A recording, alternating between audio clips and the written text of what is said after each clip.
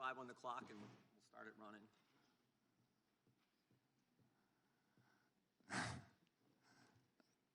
Thank you, Mr. Chairman. And I want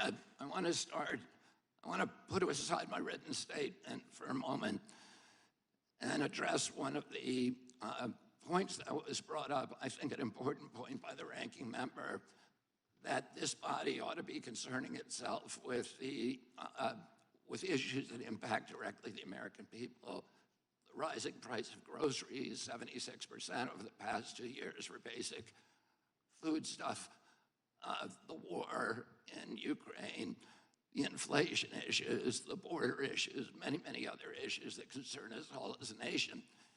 We can't do that without the First Amendment, without debate. When I gave my speech, my announcement speech in Boston 2 months ago, YouTube, I talked about all those issues. I focused on grocery. I focused on the fact that working class people can no longer afford to live in this country. I talked about inflation, all the issues that deeply concern you, and that you've devoted your career to alleviating those issues. 5 minutes into my speech, when I was talking about Paul Revere, YouTube deplatformed me. I didn't talk about vaccines in that speech. I didn't talk about anything that was a verboten subject. I just was talking about my campaign and things, the conversation that we ought to be having with each other as Americans. But I was shut down, and that is why the First Amendment's important. Debate, congenial, respectful debate is the fertilizer, it's the water, it's the sunlight for our democracy. We need to be talking to each other. Now, this is a letter that many of you signed, many of my fellow Democrats. I've spent my life in this party. I've devoted my life to the values of this party. 102 people signed this.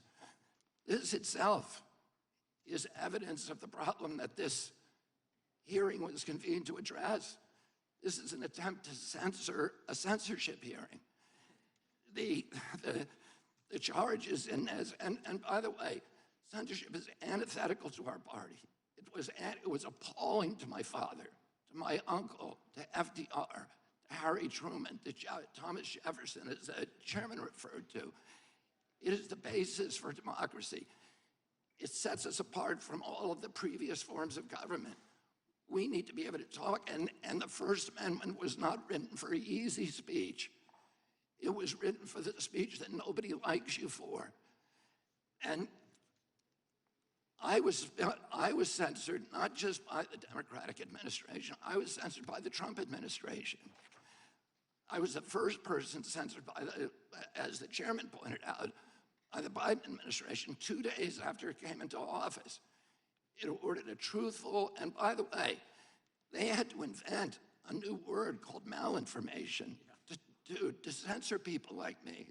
There was no misinformation on my Instagram account.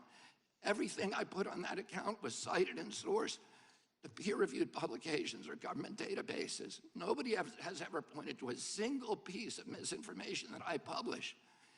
I was removed for something they called malinformation.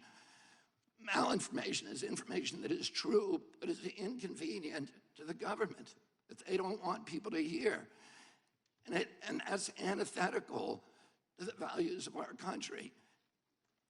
After I announced my presidency, it became more difficult for people to censor me outright.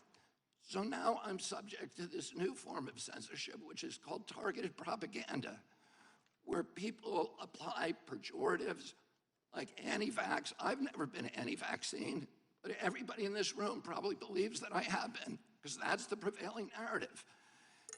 Anti-Semitism, racism, these are the most appalling, disgusting pejoratives, and they're applied to me to silence me, because people don't want me to have that conversation about the war, about groceries, about inflation, about the war on the middle class in this country that we need to be having. And by the way, I want to say this while I'm on the record, that in my entire life, and why I'm under oath, in my entire life, I have never uttered a phrase that was either racist or anti-Semitic. I have spent my life fighting my professional career, fighting for Israel, for the protection of Israel. I have a better record on Israel than anybody in this chamber today. I'm the only person who has publicly objected to the $2 billion payout that the Biden administration is now making to Iran, which is a genocidal program. I'm the only one who's objected to that. I've fought more ferociously for Israel than anybody. But I am being censored here through this target, through smears, through misinterpretations of what I've said, through lies, through association, which is a tactic that we all thought we had been discredited and dispensed with after the Army McCarthy hearings in the 1950s. But those same weapons are now being deployed against me to silence me. I know many of the people who wrote this letter. I don't believe there's a single person who signed this letter who believes I'm anti-Semitic. I do not believe that. There is no evidence of that. I want to say something I think that's more important, and it goes directly to what you talked about, ranking member, which is the need, this toxic polarization that is destroying our country today. And how do we deal with that? This kind of division is more dangerous for our country than any time since the American Civil War. And how do we deal with that? How are we going to, every Democrat on this committee believes that we need to end that polarization. Do you think you can do that by censoring people? I'm telling you, you cannot. That only aggravates and amplifies the problem. We need to start being kind to each other. We need to start being respectful to each other. We need to start restoring the comedy to this chamber and to the rest of America, but it has to start here. My uncle, Edward Kennedy, has more legislation with his name on it than any senator in United States history. Why is that? Because he was able to reach across the aisle, because he didn't deal in insults, because he didn't try to censor people. He brought home people who were antithetical to what he believed in. He came home almost every weekend with people like Orrin Hatch to our house at the compound in Hyannisport. At that time, Orrin Hatch to me was like Darth Vader, because I was an environmentalist. And I was saying, why is Teddy bringing this guy home? But he knew that he was effective because he understood that comedy and respect and kindness and compassion and empathy for other people is the only way to restore the function in this chamber. But more importantly, today we need to give an example in the leadership of our country of being respectful to each other. If you think I said something that's anti-Semitic, let's talk about the details. I'm telling you all the things that I'm accused of right now by you. And in this letter are distortions, they're misrepresentations.